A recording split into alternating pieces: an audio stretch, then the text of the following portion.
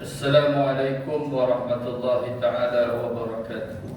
Alhamdulillahil qa'im Kulu washrabu hatta yatabayyana lakumul khaytul abyadu minal khaytil aswadi minal fajr Summa atimmus siyama ilal layl Wa la tubashiruhunna wa antum aakifuna fil masajid Tilka hududullahi fala taqrabuha كذلك يبين الله آياته للناس لعلهم يتقون أشهد أن لا إله إلا الله وحده لا شريك له وأشهد أن سيدنا محمدا عبده ورسوله اللهم صل وسلم وبارك على سيدنا محمد وعلى آله وصحبه أجمعين أما بعد فيا أيها المسلمون اتقوا الله أوصيكم وإياي بتقوى الله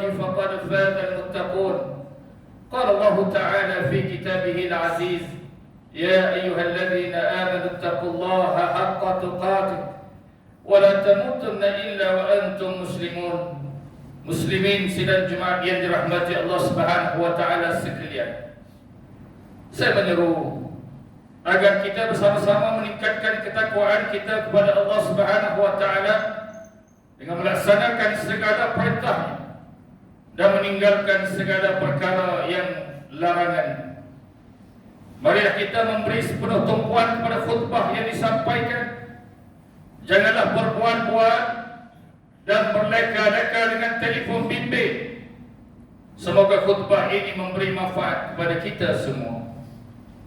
Pada hari yang mulia ini, mimbar akan membicarakan khutbah bertajuk puasa bukan sekadar menahan lapar dan dahaga.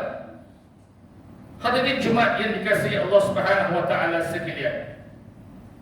Ibadah puasa yang sedang kita laksanakan sekarang merupakan salah satu daripada rukun Islam yang 5. Setiap orang Islam wajib menunaikan puasa.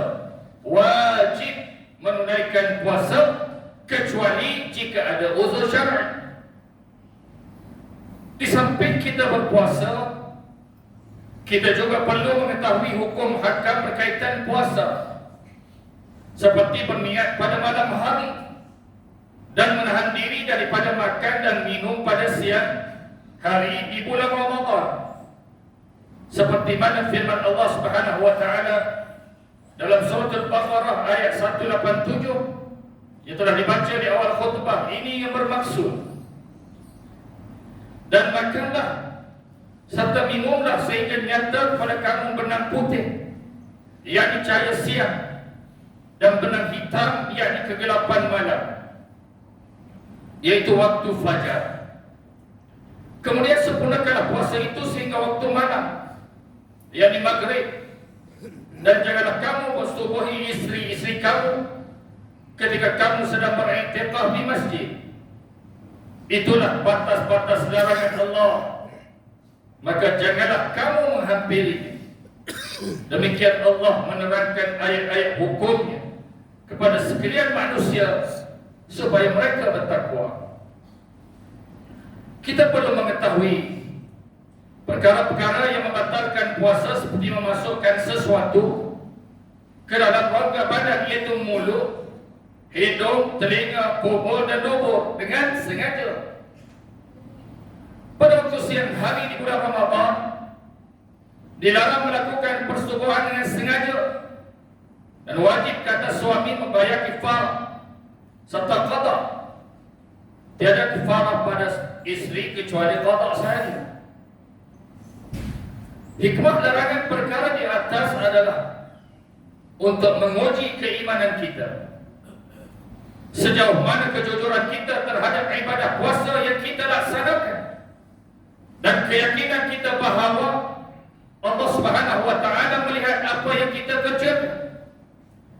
Contohnya, jika orang yang tidak berpuasa makan secara sembunyi, kemudian mendakwa dirinya berpuasa, tiada siapa yang tahu melainkan Allah Subhanahu wa taala sahaja. Jelas kepada kita bahawa puasa itu sebagai madrasah, mentarbiah dan melatih kita supaya bersifat amanah, jujur, integriti dan rasa tanggungjawab memikul tugas sebagai hamba Allah Subhanahu wa ta'ala. Semoga sifat ini menjadi amalan yang berterusan di dalam kehidupan kita, bukan hanya di bulan Ramadan sahaja. Hadirin Jumat yang dikasihi Allah Subhanahu wa ta'ala, bagi wanita yang sedang berhadas besar seperti haid dan nifas atau nifas, mereka diharapkan berpuasa dan hendaklah diganti pada bulan-bulan yang lain. Islam juga memberi kelonggaran kepada beberapa golongan untuk berbuka atau meninggalkan puasa. Akan tetapi wajib diganti pada hari yang lain, seperti orang yang sakit dan bertambah mudaratnya jika berpuasa, atau mereka yang bermusafir sebelum naik fajar, jarak perjalanan melebihi 2 marhalah. Ini berdasarkan firman Allah Subhanahu wa ta'ala dalam surah Al-Baqarah ayat 184. A'udzubillahi minasyaitonir rajim. Ayyaman ma'dudat. Faman kana minkum maridan aw 'ala safar fa'iddatun min ayyamin ukhra. Puasa yang diwajibkan itu ialah beberapa hari yang tertentu. Maka sesiapa di antara kamu yang sakit atau dalam musafir, bolehlah ia berbuka. Kemudian wajiblah ia berpuasa sebanyak hari yang dibuka itu pada hari-hari yang lain.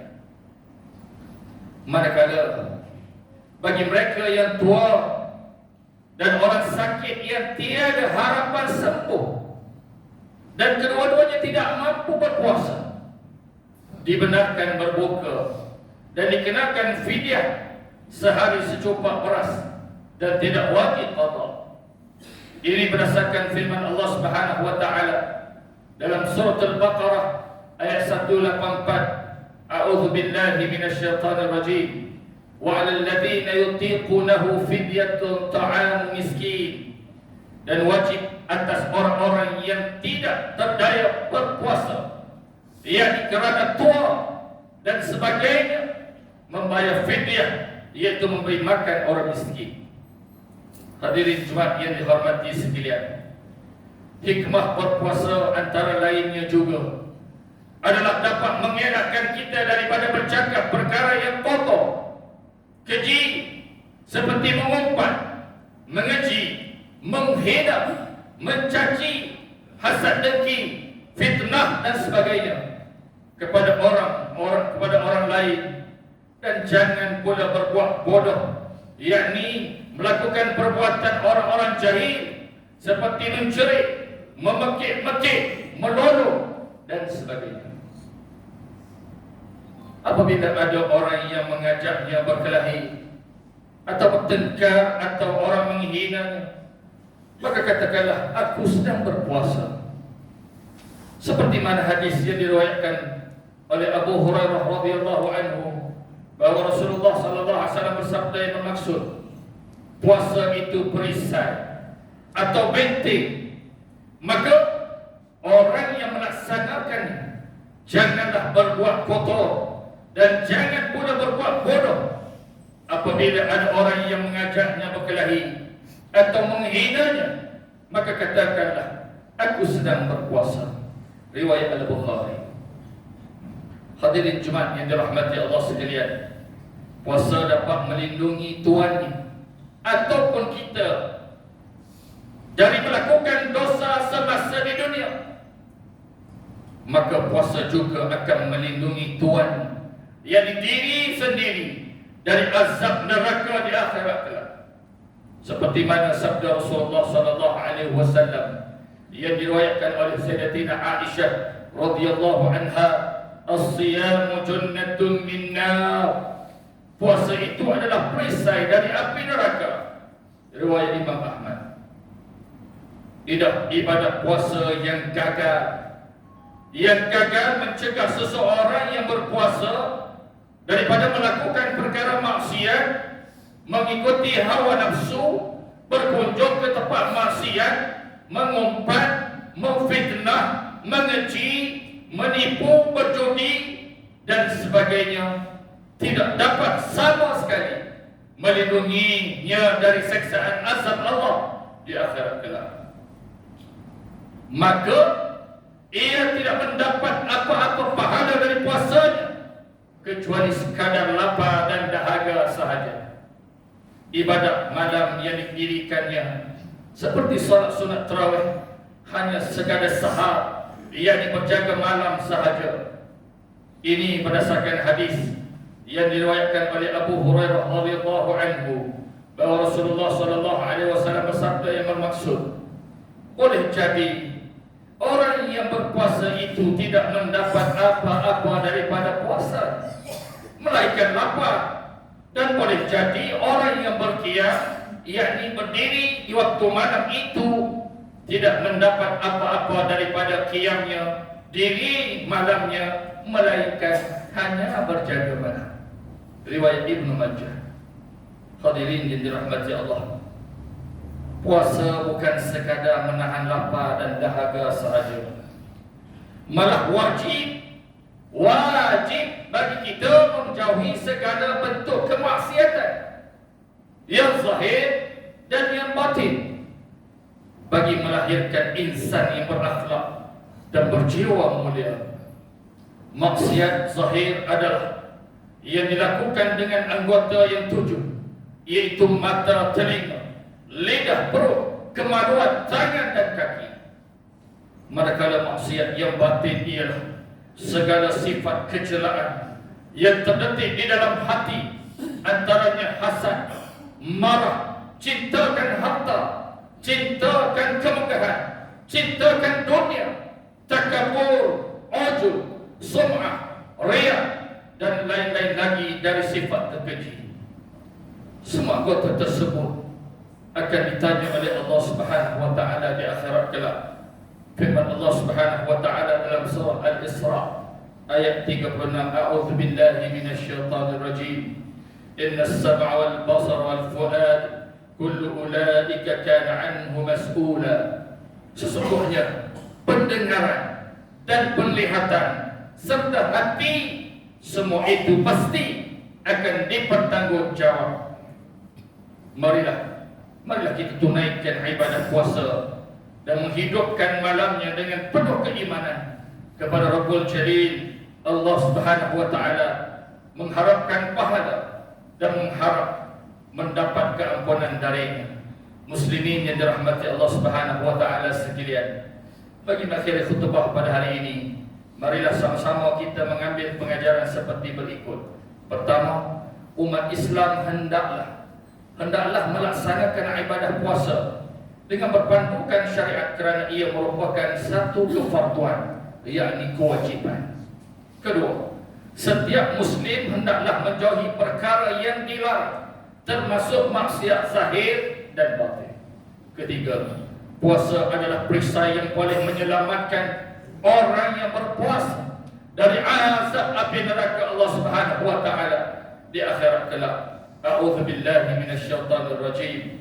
Ya ayyuhalladzina amanu kutiba 'alaikumus shiyam kama kutiba 'alal ladzina min qablikum la'allakum tattaqun.